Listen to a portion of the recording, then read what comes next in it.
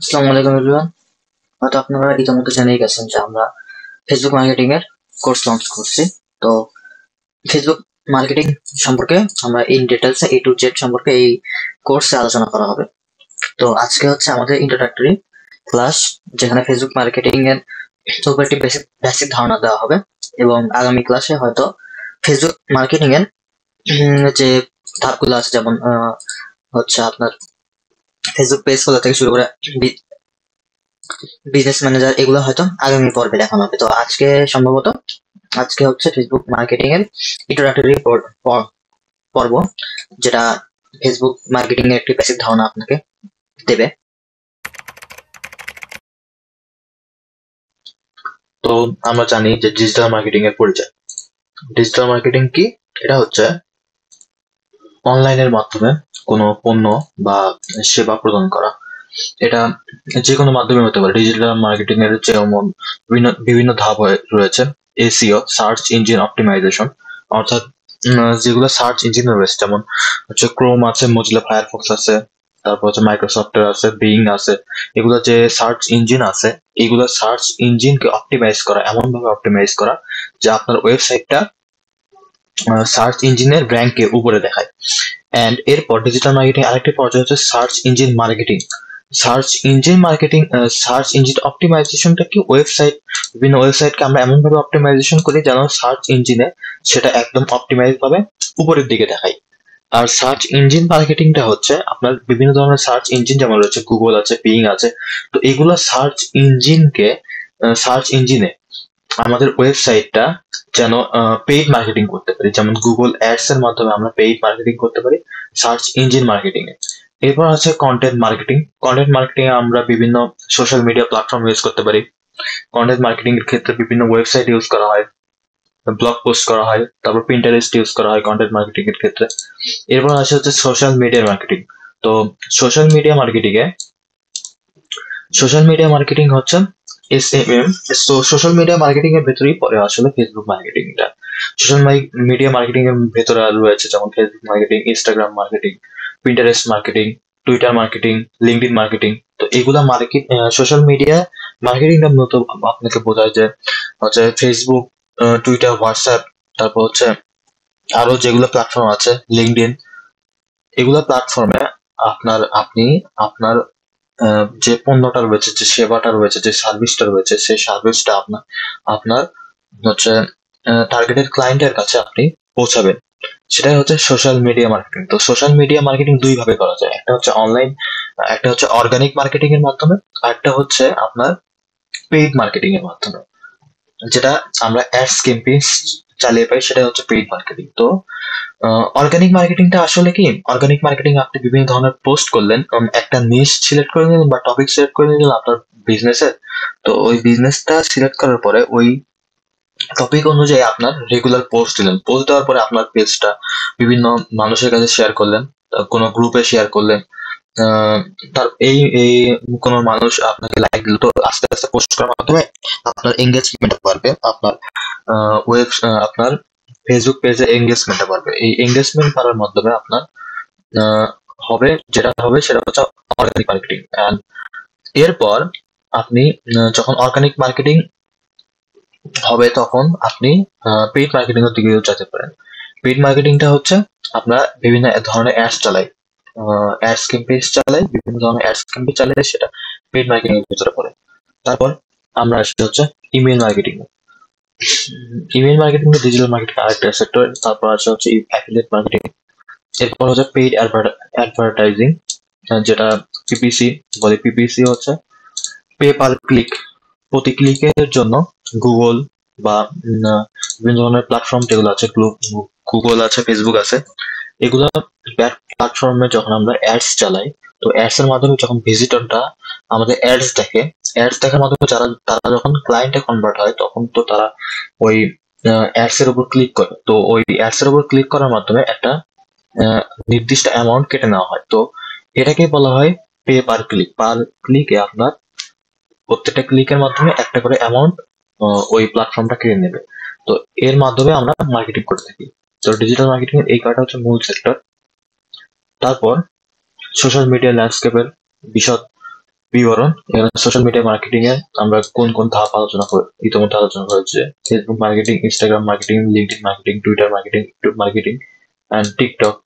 আরো আছে Pinterest marketing.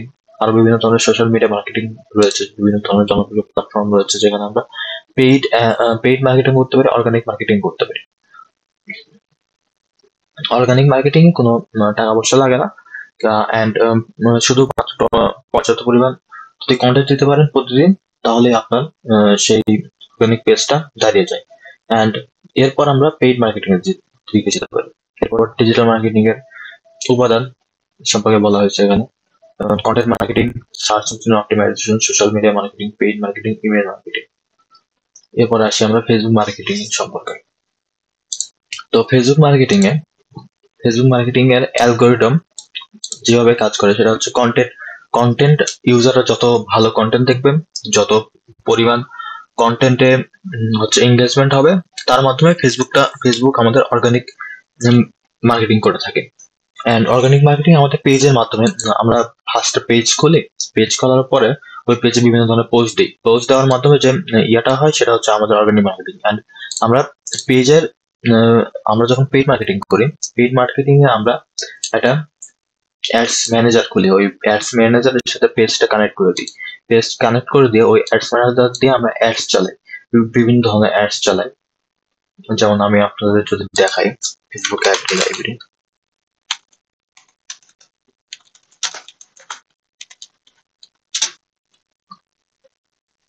এখানে গেলে বিভিন্ন ধরনের অ্যাড আপনারা দেখতে পারবেন।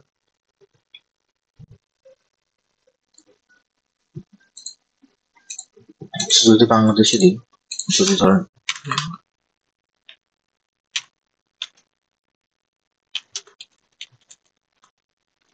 রিয়েল এস্টেট দিলাম, তো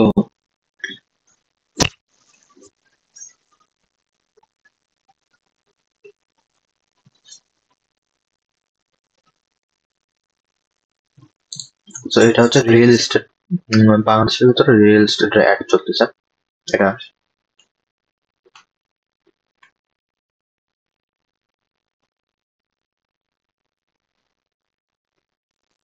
রিয়েল এস্টেটের অ্যাড চলতেছে, এখানে দেখতে পাচ্ছেন। এটা হচ্ছে বিভিন্ন ধরনের অ্যাডস যখন আমরা চালাই তখন আমরা অ্যাডস ম্যানেজার দিয়ে আমরা অ্যাডস ক্যাম্পেইন করে থাকি। সেটা করে থাকি আমরা বিজনেস ম্যানেজার দিয়ে। এরপর ডিজিটাল মার্কেটিং ভবিষ্যৎ, আমরা আর্টিফিশিয়াল ইন্টেলিজেন্স এর মাধ্যমে, অটোমেশনের মাধ্যমে আমরা মার্কেটিং সামনে ধাপে ধাপে জানবো আমরা কিভাবে এগুলা ইউজ করে। আর ভিডিও মার্কেটিং এখন মূলত বেশিরভাগই চলতেছে ভিডিও মার্কেটিং। তো এই সম্পর্কে জানার পর আমরা জানি ফেসবুক মার্কেটিং এর সূচনা সম্পর্কে। ফেসবুক মার্কেটিং কবে থেকে শুরু হয়? তো ফেসবুকের যাত্রা শুরু হয় 2004 সাল থেকে। আপনারা ইতিমধ্যে জানাচ্ছেন যে 2004 সালে প্রতিষ্ঠিত হয়। তো এরপর থেকে হয়তো 2007 সালে ফেসবুক তার একটি আলাদা প্ল্যাটফর্ম নিয়ে আসে, যেটা হচ্ছে ফেসবুক পেজ। আগে যে প্ল্যাটফর্মটা ছিল সেটা 2004 সালে খোলা হয়, সেটা হচ্ছে আপনার ফেসবুক, শুধুমাত্র ইউজ করার জন্য, সোশ্যাল মিডিয়া প্ল্যাটফর্ম হিসেবে ইউজ করার জন্য। এরপর আমরা ফেসবুক তার নিজস্ব একটা পেজ মাধ্যম নিয়ে আসে, যেখানে বিভিন্ন ধরনের পোস্ট করে, নিশ রিলেটেড পোস্ট করে সেই পেজকে বড় করা যায়। এরপর ফেসবুক অ্যাডস এর ফ্যান পেজ উত্থান হয় 2009 সালে। এরপর আমরা 2012 সাল, তারপর হচ্ছে 2004 সালে অ্যাডভান্স টার্গেটিং করে ফেসবুক নতুন আরেকটা ফিচার নিয়ে আসে 2014 সালে, সেটা হচ্ছে অ্যাডভান্স টার্গেটিং। অর্থাৎ আপনি ফেসবুকে অ্যাডস ম্যানেজারে গিয়ে ডিটেলসে টার্গেটিং করতে পারবেন। যেমন আপনি ধরুন একটা অ্যাডস চালাচ্ছেন যে শুধুমাত্র বাংলাদেশের মানুষ দেখবে, অথবা শুধুমাত্র বগুড়া অথবা রাজশাহীর মানুষ দেখবে, শুধু ওই অ্যাডসটা শুধুমাত্র বগুড়া রাজশাহীর ভিতর যারা আছে তারাই শুধু দেখবে। তো এরকম করে আমরা বিভিন্ন ধরনের ফানেল ক্রিয়েট করে অ্যাডভান্স টার্গেটিং করে আমরা অ্যাড চালাতে পারি। এরপর আসে 2016 সালে, যেটা হচ্ছে ভিডিও বিজ্ঞাপন এন্ড ইনস্টাগ্রাম এখানে যুক্ত করা হয়। এরপর 2020-এ এআই অটোমেশন, 2020 বা 2022-এর দিকে এআই অটোমেশন চালু করা হয়। তবে চ্যাটজিপিটি তো 2022-এ আসছে, সম্ভবত 2022-এর দিকে, কিন্তু এর আগেও তো অটোমেশন চালু ছিল। যেমন গুগলে কোনো কিছু সার্চ দিলে অটোমেটিক ফার্স্ট পেজে চলে আসতো, ওইটা বুঝে, সার্চ ইঞ্জিন বুঝে সেখানে অটোমেশন ইউজ করা হতো এআই। তারপর হচ্ছে ফেসবুক বিজ্ঞাপনের ধরন, যেমন ইমেজ অ্যাডস শুধু আমরা ইমেজ দিয়ে ক্যারোজেল করতে পারি, স্লাইড স্লো। তারপর হচ্ছে ভিডিও অ্যাডস তো একটু আগে দেখলেন। তারপর হচ্ছে ক্যারোজেল অ্যাডসটা যদি আপনাদের একটু দেখাই, ক্যারোজেল অ্যাডটা কেমন আসলে। ক্যারোজেল অ্যাডসটা আসলে এমন, এটা সম্ভবত লিঙ্কডইন এর, আমার ফেসবুকটা দেখুন।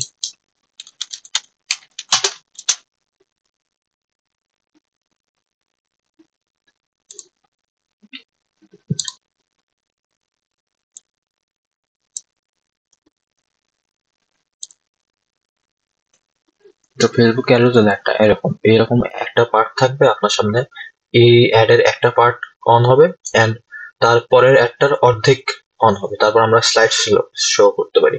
এই সাইডেরটা এই পাশে এনে এই পাশে আমরা দেখতে পারি। এটা হচ্ছে ক্যারোজেল অ্যাড।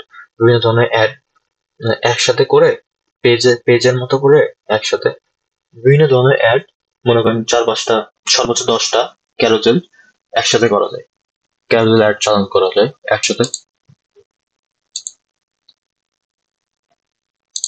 তারপর আসে হচ্ছে স্লাইড শো। এটাও ক্যারোজেলের মতোই, তবে একটু ডিফারেন্স আছে। আর হচ্ছে কালেকশন অ্যাডস হচ্ছে ই কমার্স টাইপের বিজনেসে চলে। ক্যারোজেল আর কালেকশনের ভিতরে পার্থক্য রয়েছে। যেমন ক্যারোজেল অ্যাডসে 10টা ইমেজ একসাথে করে অ্যাডস দেওয়া যায়, আর কালেকশন অ্যাডসে কোনো লিমিট নাই। কালেকশন অ্যাডস যদি দেখানো হয়, দারাজের বিভিন্ন ধরনের কালেকশন অ্যাডস চলে। কালেকশন অ্যাডসটা এরকম থাকে, সবার উপরে একটা বড় ছবি থাকে, তারপরে নিচে 4টা ছবি, and এখানে মোড় থাকে। মোড়ে যখন ক্লিক করবেন তখন যতগুলো অ্যাডস রান করা হয়েছে ততগুলো অ্যাড চলে আসবে, যতগুলো পিকচার দিয়ে ওই অ্যাডসটা রান করা হয়েছিল। তারপর হচ্ছে লিড জেনারেশন অ্যাড, এগুলো আমরা ধাপে ধাপে জানবো। তো এরপর আমরা আসি হচ্ছে ফেসবুক অ্যালগোরিদম নিয়ে। তো ফেসবুক অ্যালগোরিদম কিভাবে কাজ করে, 2009 সালে যে ফেসবুক অ্যালগোরিদমের 2009 সাল থেকে ফেসবুক অ্যালগোরিদমের চেঞ্জ আসতে থাকে। 2009 সালে হচ্ছে ফেসবুকের অ্যালগোরিদম চলতো লাইক দিয়ে, যত বেশি কন্টেন্টে লাইক করতো তত বেশি কন্টেন্টটা ফেসবুক নিজে থেকে বুস্ট করতো ওই কন্টেন্টটা। তারপর আসে হচ্ছে 2010-এ যে ইয়াটা আসে সেটা হচ্ছে আপনার টাইম স্পেন্ড ধরে, শুধুমাত্র লাইকের ভিত্তিতে এখন ইয়ে করা হয় না, সেটা 2010 সাল থেকে শুরু হয় হচ্ছে টাইম স্পেন্ড। আপনি একটা ভিডিও কতক্ষণ ধরে ইউজারকে আকৃষ্ট করছে, কতক্ষণ ধরে একটা ইউজার টাইম স্পেন্ড করছে ওই ভিডিওতে, তত মানুষের কাছে ওই ইয়াটা শুরু হয়। তারপর হচ্ছে মিনিংফুল, এটা হচ্ছে আপনার অ্যাডসটা কত আকর্ষণীয় এন্ড মনে করেন হচ্ছে কত মানুষের কাছে গ্রহণযোগ্যতা পায়, সেটা ফেসবুক তার মাধ্যমে নতুন করে একটা পরিবর্তন নিয়ে আসে। সেটা হচ্ছে মনে করেন রিপোর্ট সিস্টেম, যে বাজে কন্টেন্টে আপনার মানুষ রিপোর্ট দিতে পারবে এন্ড মিনিংফুল কন্টেন্ট মানুষ তো শেয়ার করে। তো এর মাধ্যমে ফেসবুক তার অ্যালগোরিদমে চেঞ্জ নিয়ে আসে। এরপর হচ্ছে 2022-এর দিকে আপনার এআই এন্ড মেশিন লার্নিং যুক্ত হয় ফেসবুকে। ফেসবুক তার ইয়াতে অ্যালগোরিদমে এই 4টা জিনিস সেট করে দেয়, যে like, comment, share and time spend. তো সবকিছু একসাথে এআই অটোমেশনের মাধ্যমে সে তার লার্নিং এর ভিতরে সেট করে দেয়। এরপর আসে ফেসবুক অ্যালগোরিদমের প্রধান উপাদান, যেমন সিগন্যাল, তারপর হচ্ছে প্রেডিকশন, কত কন্টেন্ট মানুষ দেখতে পারে। যখন আপনি অ্যাডস রান করবেন বা ভিডিও পাবলিশে দেখা যায় না, কিন্তু অ্যাডস রান করলে ওই অ্যাডস এর মাধ্যমে দেখা যায় যে ওই অ্যাডসটা আপনি কত মানুষের কাছে শো করাতে পারবেন, যেমন বাজেট দিবেন তেমন মানুষের কাছে শো হবে। এটা হচ্ছে প্রেডিকশনের মাধ্যমে। তারপর হচ্ছে ফেসবুক অ্যালগোরিদম কিভাবে কাজ করে,